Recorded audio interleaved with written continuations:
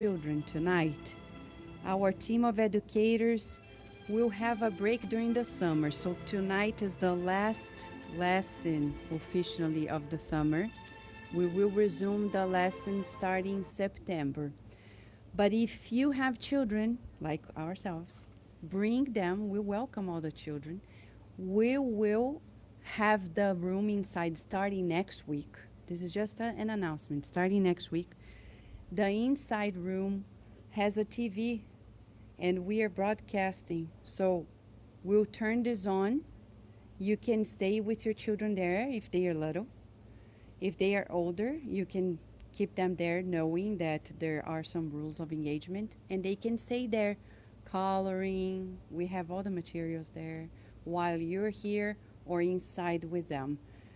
Okay? But for tonight, enjoy because it's a beautiful parable by Jesus, right, Daisy and Luciana?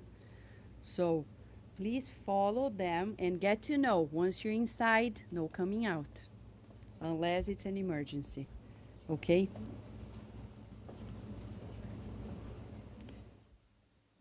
And if you want to, I mean, if you're 10, 11, 12, 13, you want to try it, that's okay.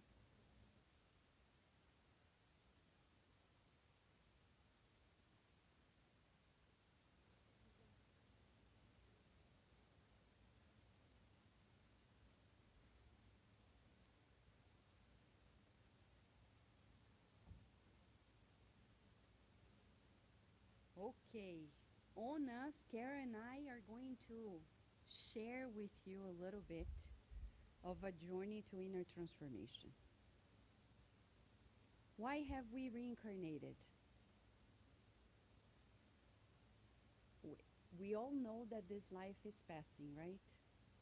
That is not going to last more than maybe, let's say, 100 years, right? And then we will move on. But we have this illusion that it's going to last an eternity. So if somebody asks us to be detached of anything, we freak out usually. Like, what? Detach? What do you mean? Well, we mean that we are not going to be here forever. So, so what are we here for then? Majority of us struggle because we want to buy a house, graduate, get a good job. Some people dream of retirement.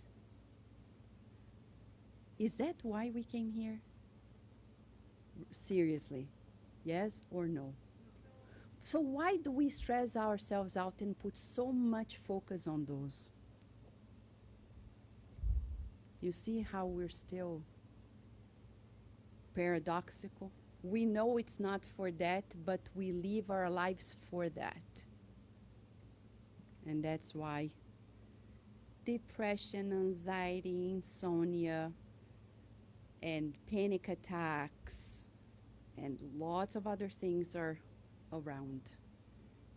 Because we know, everybody knows. You walk in the streets, you can ask everybody, do you know one day you're not going to be here? Yes. Do you know that actually buying a house, or do you know that actually buying a car or getting the next job, the next promotion, or even having a baby or forming a family is not the major goal of your life? Kind of, I know it's not. So why do you dream of it every day? Does it mean we should not do those things?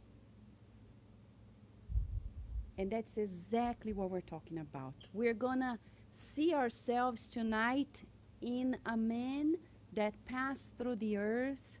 And I would say, thanks to him, we're here as well. Saul of Tarsus, Paul the Apostle, St. Paul, however we call him. He was the one that brought the notion of Jesus and Christianity to the Gentiles. If you don't have a Jewish background, you and your family only got to know of Christianity thanks to Paul of Tarsus. Because back then, all the other ones were solely interested in keeping it to themselves. It took this courageous man to go beyond and talk to those who knew nothing about one God, not to say a Messiah. It seems simple for us, but it's harder than talking about Spiritism in the United States. Because it's so much easier to talk about Spiritism because people nowadays understand about the universality of our concepts. But the concepts that he was bringing to the Gentiles were very unknown to many people, starting with the idea that there is one God. In the Roman Empire, which was the ruling empire of the time, they believed in many gods. What does that mean? If you come and talk about one God, not being Jupiter, they would turn their heads and say, you're crazy. Because we need many gods, gods for different purposes. And if we want to know more about how we thought about life in that way, we read the books 2,000 years ago, 50 years later, that we have here in our bookstore at Amazon.com. And in those books, we have an idea about how people felt.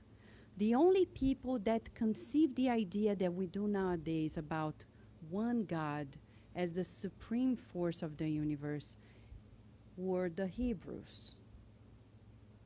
They knew in their scriptures, since Isaiah, that a Messiah would come and change the status quo of everything.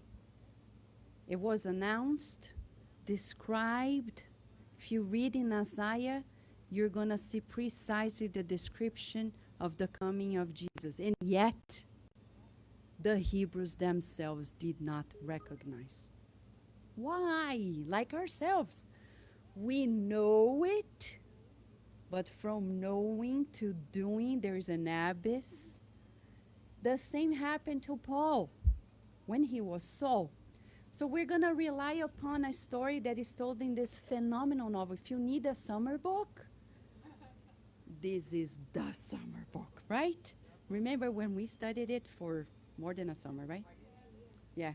And I remember 7 years ago, we were studying this as a summer book at the Spiritist out of Virginia.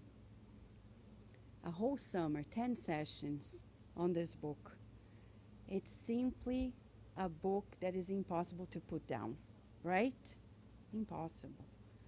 You can't believe the masterpiece, the way it's written, the style, plus the real account. It all starts in the year 30 after Jesus, right, was born. So we know that the state was like the Romans were pretty much ruling the empire. They were ruling the world, pretty much like America is doing nowadays, rules the world. And in Jerusalem itself, it was part of the Roman Empire. The Roman soldiers were there taking care of the Roman Empire's lands. And then there was this man, a Hebrew man from the lower socioeconomic classes, Joshedeb. And Joshedeb had a wife who died after a lot of anguish and frustration because the local government, the quaestor, stole the lands of their family. Still left a little bit of it to them. So he was still enraged about it. And passing by the street, just so we know, contextualizing the time, how we evolved from there to here in so many ways.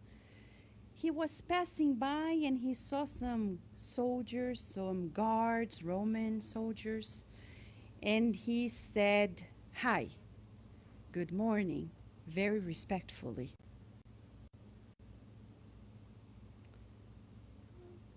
But the guards were so sarcastic and cruel. They turned to him and said, "How do you dare talk to us?" And they slapped him on the face. Crazy times. They could do whatever they liked. Still, we see some facets of it nowadays in some parts of the world, and sometimes in some parts, even in the United States. The shootings of African Americans by policemen and beatings, etc., the discriminations, etc. But that's besides the point. Overall, we have evolved a lot. But we used to see that abuse of power back then. He went home, he was upset. One more thing in the pile to be enraged, upset, frustrated. The next day he's passing by, he sees the guards, he knows that he was slapped in the face, so then he decides to do the opposite. I'm not gonna say anything. And those guards, who were other ones, turn to him and say, hey, you're not gonna say hi, you're not gonna... So they go beat him up because he didn't say hi. He is furious. He goes home, talks to his children, and says, tomorrow, I'm gonna talk to the questor because they need to give our land back. Stephen, I'll give you the names already, okay? In spite of the changes when you read the book. Abigail and Stephen are his children. They are very religious. They know the scriptures taught by the mother. And they say, Father, let us read the scripture before you take that decision. Because Mom often said that we should put God first in our decisions. So Stephen read a passage that says that we should surrender ourselves to the designs of God and not battle against it. The two children understood the scripture and said, we should keep ourselves as we are. But then Joshedab said, I don't care. The next day, he knocked at the door of the Roman governor, the questor of the time, and said, you know, it's not fair. You guys took it from me, and I need my lands back, etc., etc. What happened? They were so unfair. The abuse of power was so extreme at that time. We still experience abuse of power as we're seeing at our borders with the cruelty that we're seeing against the immigrants and the refugees. We're not pro illegal immigration, but we need to be humane at treating others, not separating parents from children. There's no excuse whatsoever. And as we say this as an American citizen as well. There's no excuse. We at the Spirit Side of Virginia do not approve of it, do not vouch for it, because it's not only discrimination, it's cruelty. It is cruelty.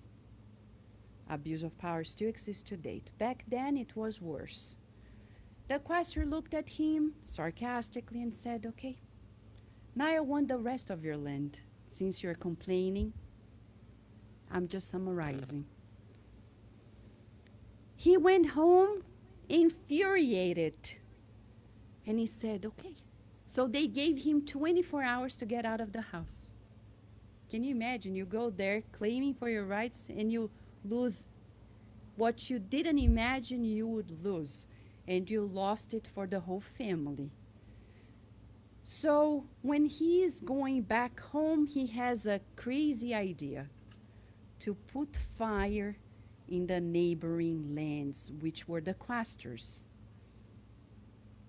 And that fire takes the life of some of the people who worked directly with the questor. He gets home, talks to his daughter, Abigail. And as you can see here, the smoke and the fire. Joshedab sees that his son, Stephen, is coming in, saying, I was there helping the fire. And the father said, by the way, I was the one who did it. But the son, not knowing that the father was responsible for it, he was helping. So both children, the beautiful description of how they didn't complain about their father. They honored their father so much that they said, Father, let us pray. But there was no time anymore. The guards knocked at the door and arrested the three of them, including Abigail. They are in jail, and we would say, read this book. It's a summer book. The first beginning, it's a little graphic, but you see the beauty in between the lines of these two souls, Abigail and Stephen. Then he was called Jeziel. So calm and loving, they never threw that in the father's face. Oh, Father, look what you've done to me, like our children do to us nowadays. For nothing. Children nowadays need to learn to honor their parents. Can't raise your voice to your parents. Respect. You disagree with respect. It's the law of God. It's the fourth commandment in the Mosaic law. It's a basic law in this universe. Respect and honor them. How does a mango fruit honor the tree that it came from? By becoming a tree. Not by staying there, oh, dear mango tree, I love you so much, I'm going to stay stuck here with you. No. The love that we do and the way to honor our parents is to fructify and to be better. But to be better in the sense of honoring everything we received, respecting, and that's what they did. They prayed. Unfortunately, the father was sentenced to death, and the son got to be beaten up too, because he volunteered to help the father in terms of saying he did it all and he didn't. So the questor said, since you stepped forward saying you did it and you did not, you're going to be beaten up just because. It's crazy. I mean, the rationale of these cruel minds is crazy. Abigail was left there to watch the martyrdom of her father, who actually died in the scene. And because she kept praying as a song the hymns of the Hebrew tradition, the guards were so upset that they asked her to go away because she was bothering. So that's why we teach a lot of songs to our children, just in case. If you have any problem, keep singing and people say, go away, and we escape. But you see the singing. She was singing and they were bothered by it, so they said, go away. She never knew what happened to her brother. He was sent to slavery. This is pretty much a super summary of the first 3 chapters, which are beautiful. But then we learned the first lesson. That they in their childhood, Abigail and Jeziel, Stephen, learned with their mother that one should love God above everything else. This is in chapter 3. But on the other hand, we have the life of Saul of Tarsus. who had the Roman citizenship, though though he was a Roman citizen because he was born in Tarsus, but he came from the Hebrew family. So he knew how to speak the languages of the time. It's as if he was born in another country and kept on living the United States. So he has the citizenship of the United States, the Greek citizenship, in his case, Greece, and also from the religious tradition, his family, the Hebrew tradition. So he knew how to speak all the main languages of the time, from Greek to the Aramaic to also the Roman language of the time, Latin. He was very wealthy, from a good family. He was the doctor of the law. And in his mind, to serve God. But we know that when selfishness and unhealthy pride comes along, it postpones our happiness. No matter our physical, material, social status, if we keep these things inside of us, selfishness and pride, we won't be happy. We won't be happy. And that's how he was. According to the spirit author of this book, Emmanuel, he says that Saul was the portrayal of cruel fanaticism. He had this all-consuming selfishness. And he also envied the mind of those who seemed to follow this Messiah, the carpenter, who was from low socioeconomic origins in the Hebrew tradition.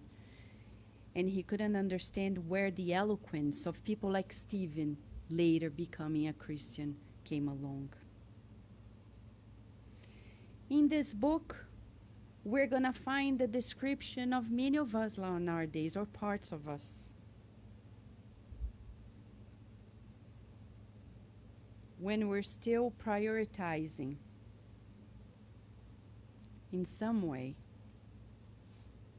our own family versus the universal family, our own goals versus the goals of the universal family.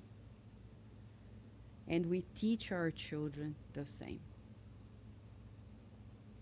The end result is what we're seeing nowadays in our schools. I talk to all the parents and they repeat the same. Vanessa, there's nothing you can do. Well, but there's something we must do. Because you can't send your kid to school knowing that they're going to be spoiled in their best origin. And then you have to counter-educate them in a flash period of time, depending on how much the parents work. It's never going to work. Especially if they are at school until 3 p.m. Because in some countries, they are there until noon. Then you have the rest of the day, 2/3 of the day at least, to work around. But when they are there most part of the day, it's almost like hopeless.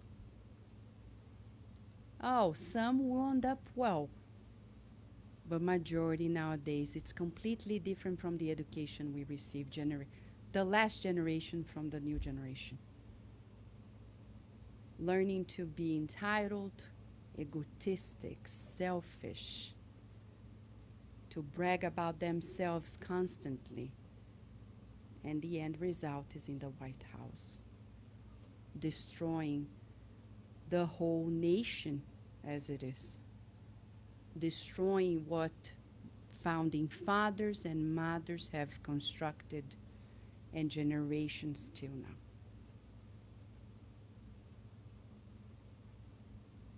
Since the Spirit Side of Virginia is an educational and profit organization as well, we have our opinion as well on how to change it around.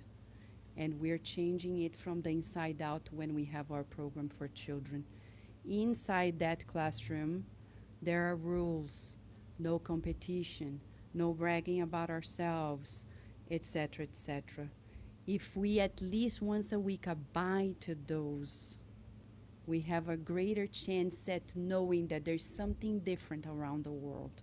And if parents keep aiming at it daily, we have a chance to change in the next generation before they actually get to be spoiled and spoil the world. So, Paul of Tarsus, not yet Paul, but Saul, in that consuming selfishness, at some point, he met Stephen that showed to him this model that was brought by Jesus. The Pharisees and Saul were enraged by that discourse of solidarity, equanimity, fraternity, kindness, simplicity, and selflessness.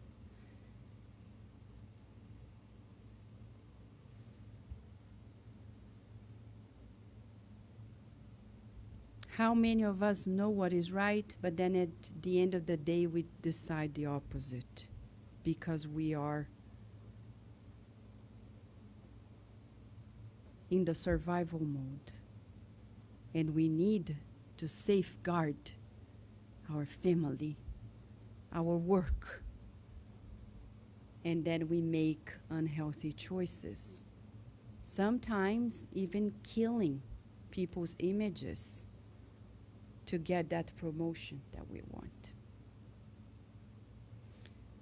or just to stay ahead. Saul of Tarsus actually killed a man to stay ahead. He ordered the killing of Stephen, of Jeziel, later Stephen. Stephen, Jeziel are the same person. What did Jeziel do? Nothing. He just didn't want to be a hypocrite. If you read the first part of the book, you see the dialogue between Stephen and Paul, and you'll be surprised, because I'm surprised when I read again and again. The courage of Stephen. Sometimes when we say some things, people say, Vanessa, don't say that. And we say, but how are we going to change things if we don't say it? We have to do things, but sometimes we have to say them too. And Stephen was like this. He spoke about it when asked. And if you see his courage, and he was sacrificed for it. Where are we nowadays in our lives? The plan for our lives is to follow this Christ consciousness, which is this universal golden rule: love others as you love yourself. But do we do it?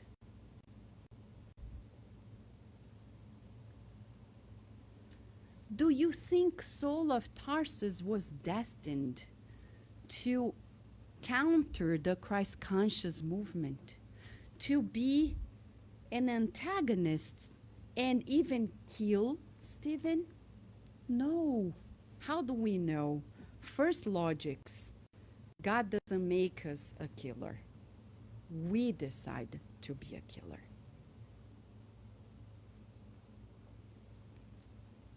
And in the book, page 121, we get to know that the author reveals to us that at that moment that Stephen is being killed, seeing Jesus sadly contemplating the doctor from Tarsus as if to grieve his condemnable detour. So Saul of Tarsus chose a different pathway. It's as if his GPS was saying, meet the Christ. And then he turned right. And now it's recalculating. Da-da-dun, da-da-dun. And he did recalculate. The detour really happened. How do we know if we are living a detour moment? That's very important. Signs. I have conflicted feelings, anguish, and fear. If we are living this, it's a sign that we are either at the crossroads or already way into the detour. And it's that anguish. Oh my gosh, it doesn't stop recalculating. And it keeps telling me, turn to the left, and I keep going to the right. Turning to the left, and I keep... So we need to observe this to give us more tools to know how to do the right and stop the detour that will make us recalculate, maybe for lives. Like a suicide recalculates for 200 years.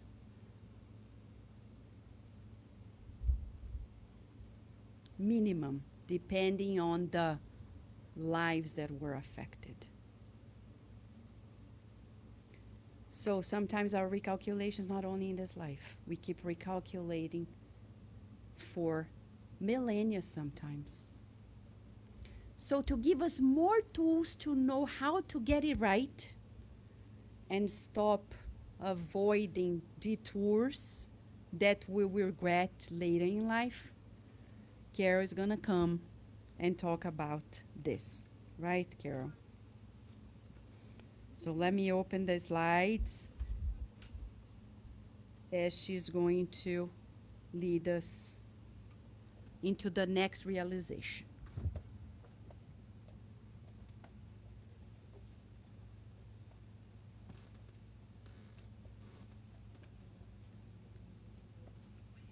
This realization, friends, is in the constitution of our souls.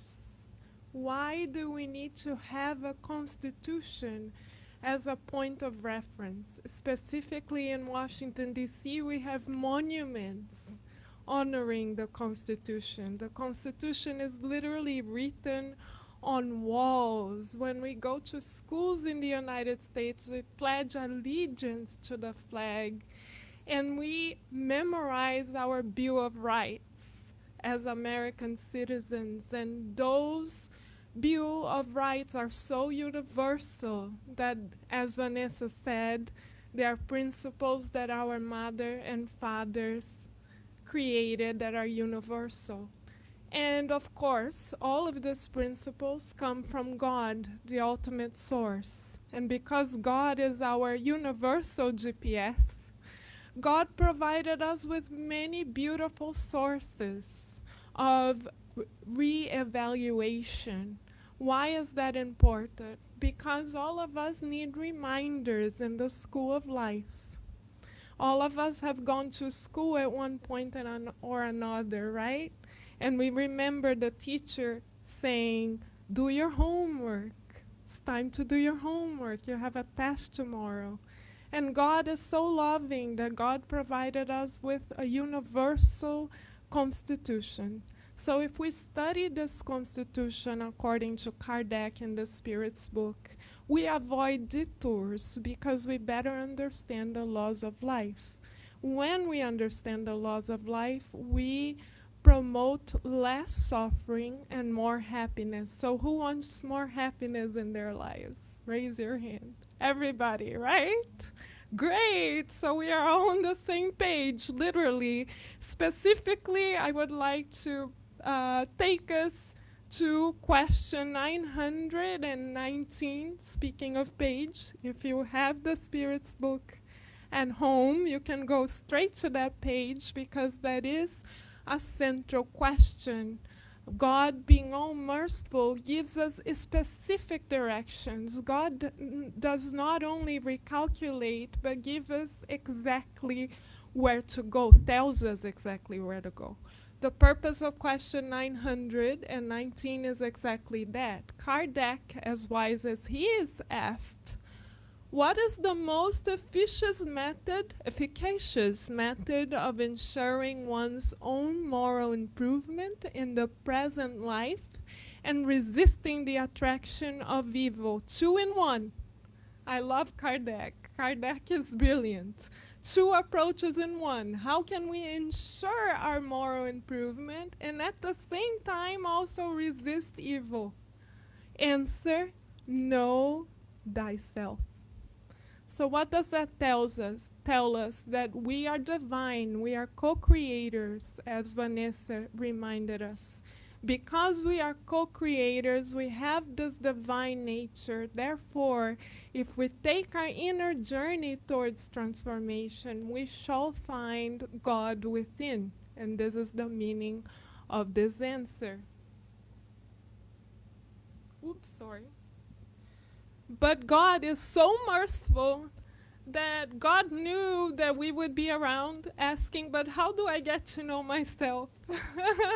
God, can you please explain this further? Can you break it down for us? And God commissioned Saint Augustine to do that kindly for us. Saint Augustine communicated with the mediums through the mediums at the time, and send us message that Kardec published in the Spirit's book. Literally, this is a checklist for promoting, boosting inner transformation. These are not my words or Vanessa's words or anybody's specific words except for a direct quotation from St. Augustine. So, step 1. At the close of each day, examine your conscience. So as we go to sleep, take a little time to revisit the day, is the recommendation of St. Augustine. And as we revisit our own actions, St. Augustine recommends that we ask ourselves if anyone around us may have reasons to complain about us in any way. We could even take into consideration people's own body language message as unspoken messages to us as we revisit the movie, the quote-unquote movie of our day. Then, item number 3, St. Augustine asks us to go further and ask ourselves whether we have done ill or well. So thankfully, St. Augustine asked us to take a tally of both sides, what we need to improve on and what we are already good at, because we are divine in nature, so of course we are progressing. As Vanessa showed us, 2,000 years ago, cruelty was wide in the open. Now we have made some progress, so we are doing well in some respects, but we are here reincarnated to continue to progress, so it's important that we constantly check upon ourselves. Then number 4, luckily we are not alone. As we check upon ourselves, we have this personal coach in the gym of the soul that has a training program designed specifically for each and every one of us. And our training program was designed carefully even before we reincarnated. And this beautiful spirit knows it all. And the spirit, this beautiful coach, is right there by our side saying, come on, you can do it. Just one more little push-up. You can do it. The muscle is hurting, but keep going. It's worth it. You're gonna see it. And who's that personal trainer? Of course, God is the ultimate one, followed by our guardian angel. So if I cannot see clearly what my GPS is recalculating or where my inner GPS is taking me, luckily I don't have to rely upon myself like a toddler tries to do often. I can behave as an adult and ask myself, please, guardian angel, can you show me the way? Because I don't have to know it all. Actually, I don't know it all, and I need your help. So God is already all-knowing, and God knows we need help. So God has granted us the most beautiful personal trainer besides God himself, herself, our guardian angel. So it's okay to count on our guardian angel. Does everyone have one? Absolutely. How do you know? Because we are children of God. And God treats everyone equally. So yes, everyone has the same bill of rights before God. So all of us can count on this divine personal trainer. And what can we ask our divine personal trainer for? Enlightenment and strength to improve ourselves. So if the going gets tough for us, we can say, well, it's a little tough right now, but this shall pass, and I count on you, guardian angel, to keep supporting me. Our guardian angels are the best cheerleaders in the world. Because they don't just cheer for us when the game is on. They cheer for us when nobody else is looking. And we can count on them unconditionally. In the Spirit's book, we learn that our relationship with them is the most intimate relationship there ever will be on earth, besides our relationship with God, of course.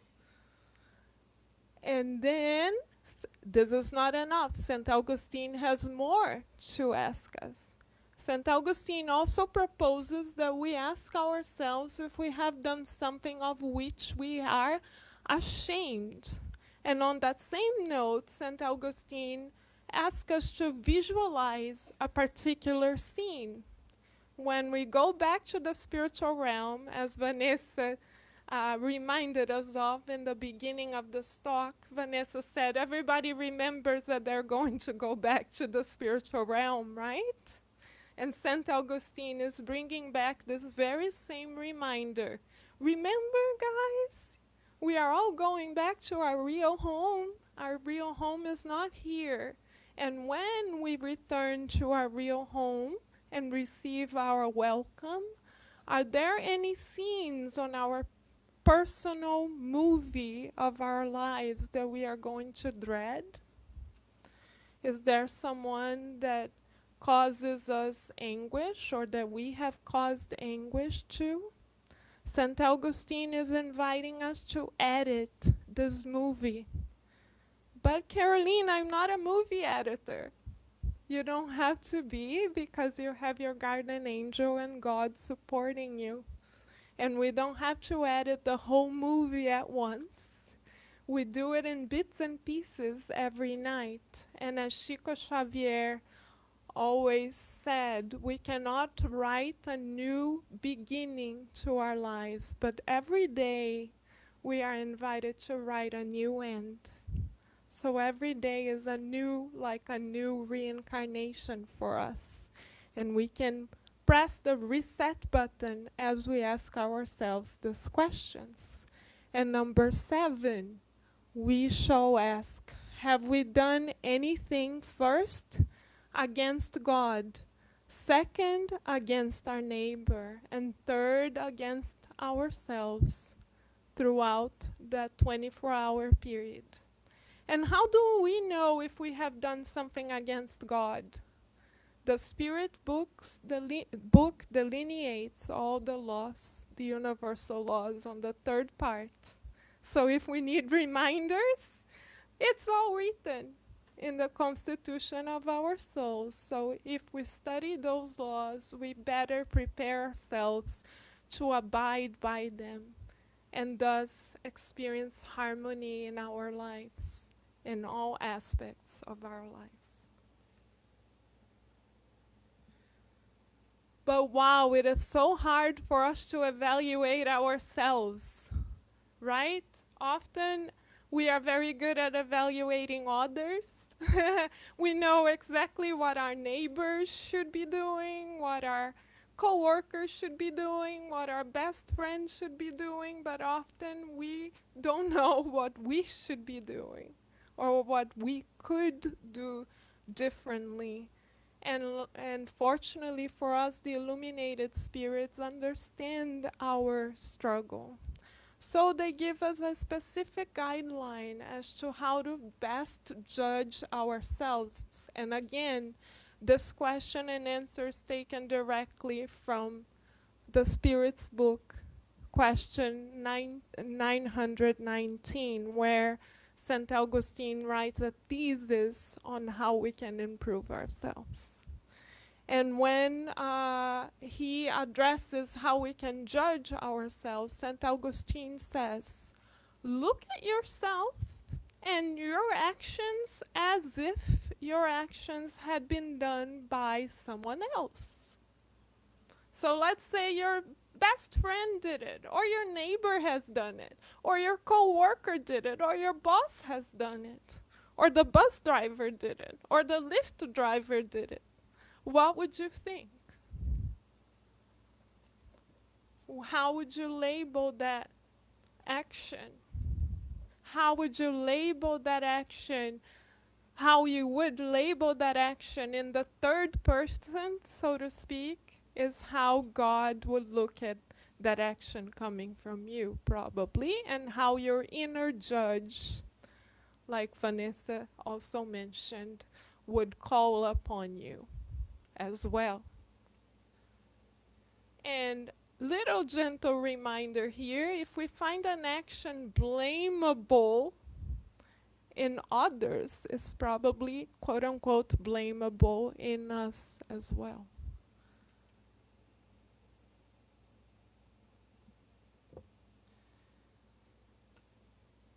And as if we hadn't received a lot of blessings already, there is one more blessed reminder from St. Augustine, also taken from question 919 from the Spirit's book. In addition to learning how to judge ourselves through this new parameter and having the checklist for inner transformation, St. Augustine also reminds us to be thankful to our enemies. Enemies in a sense of those who are not in complete accordance with the way we see the world, or that point to us the edges that we are to trim. According to St. Augustine, we should be thankful to them because they tell us the truth without any interest of disguising it. And from God's point of view and our guardian angel's point of view and the point of view of all of our eternal friends, they are exactly the mirror that we need to warn ourselves in a frank manner so that we can progress. So we could take this to parenthood. How many times do parents have to tell the truth to their children, right? And the truth isn't necessarily what the child would like to hear. For example, the child may say, "Mommy, Daddy, I would like to have chocolate now. I really want ice cream. It's hot outside. Ice cream now, please." And the father or the mother say, "But you've already had sugar today. That will cause you to get sick right now." And the child says, "But I want it." And the mother or father say, "But now is not the time." So who is the ultimate parent, right? God. God loving us so very much. God puts limits onto our actions, not out of spite or punishment, but out of extreme compassion, because God knows our whole plan, not only for this reincarnation, but for reincarnations to come. And the actions that we take today have consequences for our next lifetimes as well, and the lifetimes of those connected to us. So, out of compassion, God grants us instruments that voice the truths that we need to hear. This is why Kardec explained to us that Spiritism is the light of discernment, because finally we can have faith, we can believe in God, and we can understand God's love as well as reason God's love. Now we have reasons as to which to believe in God's love, and we have a very logical framework to hold on to. And St. Augustine ends this beautiful dissertation by saying to us that it is important that we take balance of our moral account every day. But Caroline, I'm not an accountant. I don't know how to calculate things. I'm not good with numbers. Don't do this to me, Carolina, Carol. Don't do it to me. Luckily, it doesn't always involve numbers. It involves our deeds and actions. So St. Augustine is asking us to put into check what we have done well and what we can revisit. Benjamin Franklin embraced the same concept at the age of 20 when he created the 13 virtues, the list of the 13 virtues, which we have studied with our children already. So God is so loving that God gives us many beautiful tutors, eternal tutors that constantly guide us. And St. Augustine now reminds us at this point that moral improvement is the sole reason why Spiritism came to earth.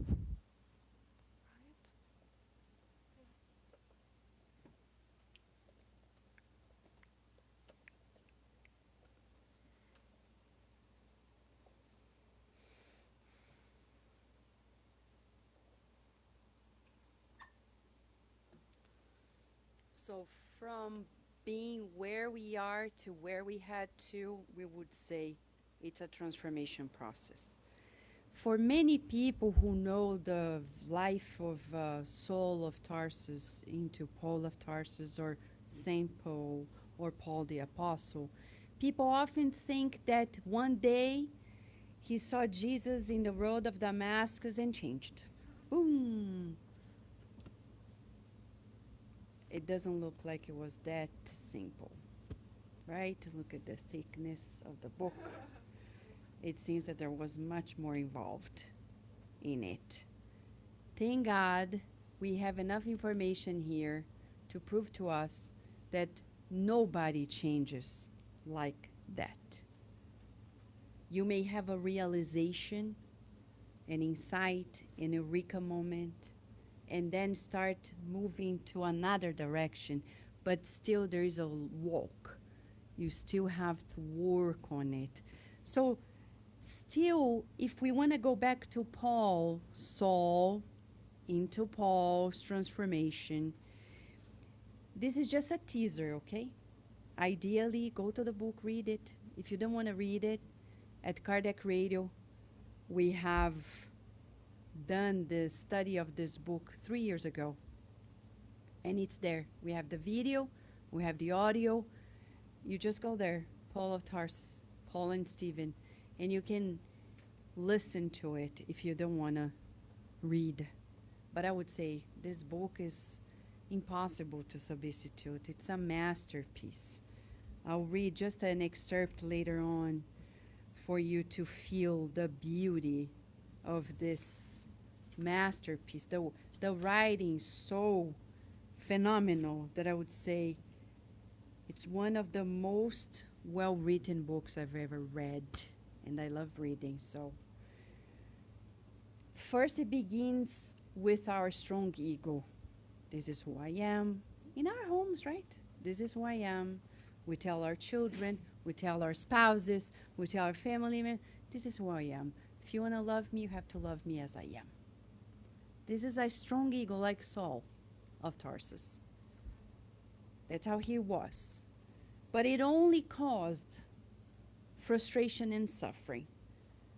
In Saul of Tarsus' case,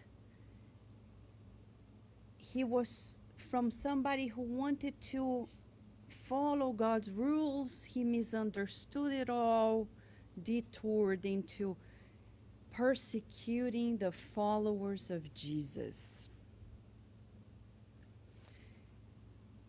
Killing people, starting from Stephen, killing people who were following Jesus. Later, you will see, he has a bride, Abigail. For those who don't know, you need to read it. One more reason, because there is a little bit of a romance in there. And you're reading the book and you get desperate. Oh my gosh, he's gonna kill her brother. And he doesn't know. And he brings his bride to see how powerful he is in putting down the people who are challenging the laws of Moses. And when she comes to the scene, she says, I will only come at the very end, because she says, I don't want to see it. Oh, and you're cheering, go to the beginning of it all so you can stop it. No, she goes at the end, and when she sees him, he's the brother. No, you'll be surprised she doesn't accuse him. Oh my gosh, they are not real. Why? They are not real. And if you read her reaction towards it, and the reaction of her brother, who is almost dead, to Saul, who is killing him, you have to read it again, because you won't believe it. I won't spoil it. Read it. It's one of the most powerful scenes. And why do the spirits come from above? Write this book in graphic details, to the point that I asked, my gosh, do I need to know that much, like in terms of the blood that was being spread all over?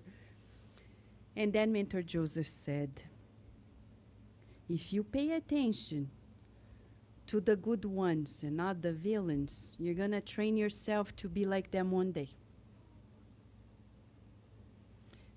And that's true. In 2014, a neuroscience scientific paper proved to us that novels like this can change our brain for the better. No wonder the spirits wrote this, to teach us, the more we read that passage, no, I can't believe Stephen is dying. And he says that about Saul. What did he say? Read it. And Abigail, I can't believe she didn't go crazy and got in. Did she not? What did she say? Read it. And he says, the more we visualize that scene, we see the way they react, the more we train that peaceful person in us. One day, we will learn to do the same. Saul, on the other hand, accumulated frustrations, sufferings. And on chapter 1 of part 2, when chapter 10 of part 1, when he is on the road to Damascus to persecute one more person who is following Jesus, he encounters the master. But he encountered in the midst of his doubts. He's already contemplating if he's done right, because we have the description of his thinking process.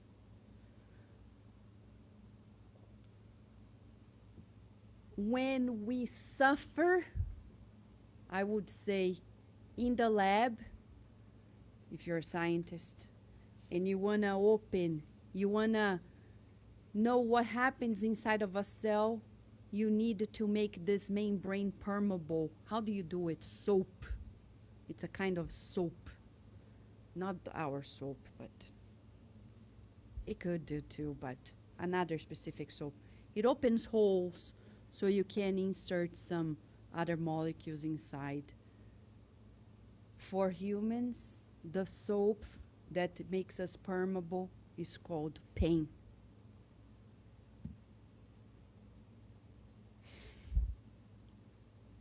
Pain. We become permeable. And then we start being conflicted. Oh my gosh. Like soul, I've always known this way. I thought I was doing right. And then suddenly I discovered there is a different way. Through his willpower, we'll see in the book, he shifted it all. He took another route. And what happens next? When he realizes, oh my gosh, I can't believe I did this big mistake. People think he turned to Jesus' friends, disciples, and easily got accepted, easily got his way into that. It took him 3 years into the desert. He had to retreat to the desert. His family turned their back to him. His friends said he's crazy. The people who followed Jesus didn't believe him. It was like, really? You killed everybody and now we're a little like, so he spent 3 years in reflection. What does this inner desert represent to us? Reflection. When we are changing, it's that feeling of loneliness, dryness. It's strange. You look around and it feels like odd, like you don't fit in anymore. And you're alone, sometimes in your family, sometimes at work, where you used to be with everybody else. That's part of it. 3 years. It's needed. When we change, we will go through that reflection. Sometimes it feels dry, as if we cannot even revive ourselves. Some people, they literally stay into deep depression. So when I see cases of depression nowadays, some of them, it's about that inner desert. Some. Others, it's because of spiritual obsession, etc. But some of them is that inner rescue. You're almost dying to the outer world because you're trying to rescue from within. And then later, he spends 3 years in an abandoned cave, reorganizing himself. So he lives in the cave, goes to the city, sells his stuff, grows beard. Completely changed. And you see in the description that he's doing it all by himself. He's not demanding on anybody to carry him, saying, come on, guys. I now believe in Jesus. You need to give me a hand here. He's like, okay, I'll handle it. So he's trying to sort out to the point. We have that dialogue at Cardiac Radio. There's an interview we did, and John DeRosa helped me years ago record this. It's a 17-minute piece. It's at Cardiac Radio. I cannot read it all or listen to it at all now, but just to give you a few teasers. He's in the cave trying to understand what's going to happen next. He already understands himself. He already studied Jesus. He knows what to do, but how to insert himself back into life. Because we cannot rescue ourselves and keep ourselves hidden from the world. I know many people who start reading these books and say, I'm going to stay at home. It's much easier. Reading at home, watching from home. Yeah, it's much easier. But what is the value of reading it all if you're home, hidden from the world? And not exercising the patience when you're team working with people. Tolerance, kindness, respect. It's harder, but it's the inevitable route. So at some point, he is like in the cave. He's asking these very questions. Let me read a little bit, because we can never be fair to this beautifully written excerpt. Paul of Tarsus, had barely awakened from this rapture when he was taken by a new surprise of someone walking softly toward him. In a few instants, he saw Stephen and Abigail in front of him. They were already discarnated. Young and beautiful, dressed in garments so white and radiant that they looked more like shrouds of translucent snow.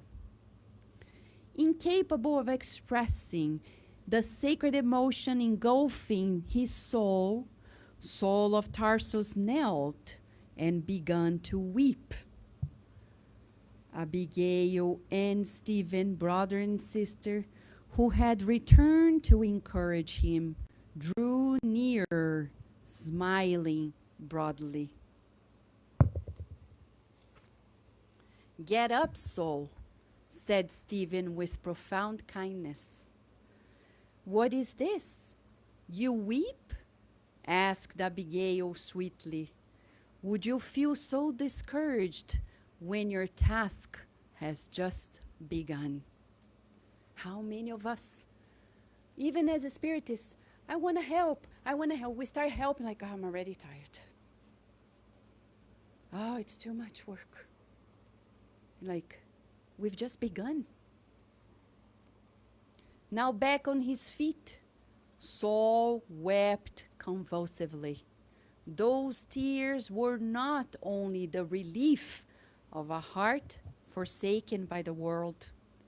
They expressed boundless joy and immense gratitude to Jesus, always lavish with his watch care and benevolence. He wanted to kiss Stephen's hands, to beg for forgiveness for the tragic past.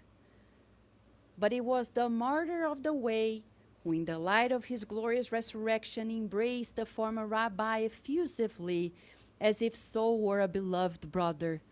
After kissing his brow, he whispered tenderly, "Saul, do not stay stuck in the past. Who in the world is exempt from wrongdoings? Only Jesus was sinless." This is Stephen, who was martyred by him telling him. They kept talking until, now it's Abigail's time. I'm just skipping a page or two, okay? But you're feeling it. He is now asking questions to Abigail. And he asks questions about life. So he says, Saul was in ecstasy. He could not express the feelings of love in his heart, overcome with ineffable bliss. New hopes blossomed in his soul. A radiant future was unfolding before his eye of his spirit. He wanted to move, to give thanks for this sublime gift, but his emotions deprived him of any expression of affection. One big question, however, still hovered his mind. What do I do here on out to triumph? Abigail, I'm skipping some lines, offered lovingly. Saul, to be sure of victory on the difficult pathway, remember that it's necessary to give Jesus, to give. Jesus gave everything. And then she says the beautiful sentences to us: to give, to forgive, to love, and to wait. You have to read the whole dialogue. We don't have time for it tonight. When he's thinking he's abandoned, God sent Abigail and Stephen to rescue him, and that happens to us. We're never abandoned. Look at the letter that May wrote to you, and Paloma read for us. We're never abandoned. We're given the counsels, and from there on, what happens next? We will have to redefine ourselves and our relationships. And that takes courage. Because people are going to look at you, think you're different. You're crazy. What is this? Really? You're not going to sue that person that did this to you? Oh, you're not going to reply that way? Or really? You're going to forget about this, that, and the other? You're no longer going to pursue that career out of money? No. I want to do what I love. I want to go home happy. Maybe a smaller salary, but happy. Knowing that I fulfill my most important mission, being a mother or a father. Sure. But that's going to take endurance, huh? And that's what happened to Paul. We'll see that for 30 years, from that point on, 30 continuous years enduring that transformation to a new self. A self that transformed the most important part of us, our relationships, our friendships. As Paul says, almost always friendship with God is incompatible with friendship in the world. When we change, our relationships will change. If we have the courage, we'll keep on marching, knowing that to be friends with God, sometimes we have to change our agreements with people in the world. We need to tell this to our children, that they owe everything to God, not to the world. The world is very deceiving. And in the rest of the book, we're going to see that his march in giving, as Abigail suggested, loving, working, hoping, forgiving, gave him the ultimate encounter with Jesus after death, when he was decapitated. And this is not a spoiler, huh? It's more of a teaser. At the end of the book, after 30 continuous years of phenomenal work, as he says, God is in great need of, urgent need of a job well done, and he did it. After Paul was decapitated, melodies of sublime beauty continued flowing down from on high. They were hymns exalting the fortune of the triumphant workers and the merciful blessings of the Almighty. Paul wished to imprint the flavor of his memories on his divine journey. And then, recalling the wrongs of his bitter past, Paul of Tarsus knelt and lifted up a fervent prayer to Jesus. His redeemed companions gathered in rapture while he, transfigured in tears, sought to express a message of gratitude to the Divine Master. It was then that a scene of singular beauty was drawn on the screen of the infinite, as if the immeasurable blue canopy had been rent asunder. A luminous pathway appeared in the vastness of space, and three radiant figures approached. The master was in the middle, with Stephen on his right and Abigail on his left. Astonished, enraptured, the apostle could only reach out his arms, for his voice deserted him at the peak of his emotion. Abundant tears rolled like pearls down his transfigured face. Abigail and Stephen approached him. She took his hands delicately in a display of tenderness while Stephen embraced him fervently. And what happened next? Only if you read it, okay? But can you imagine next? At the beginning of our conversation, we were revisiting why we are here reincarnated.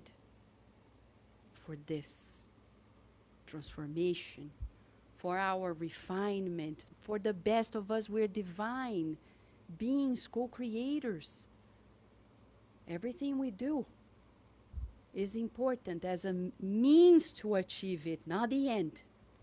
We cannot stop our lives doing the good because of any event in our lives, because the universal family needs us, as we need the universal family. When we discarnate, we hope that, like Paul, we'll be granted the opportunity of being embraced by loved ones. We often talk about the lower zones here, saying that we may end up in the lower zones. Not necessarily. If we do it right, if we really do it right, we'll be granted the embrace of those who love us and are allowed to take us to another step in the real life, which is the life of the Spirit. So to help us, now we are invited by the Spirit Doctors to go to the next part of our session, which is the passes. When we come here, when you're called to come to the front row, sit down, feel this, your encounter with the governor of our planet, Jesus. He only loves, he only cares. Let us surrender and receive from him the treatment that we need.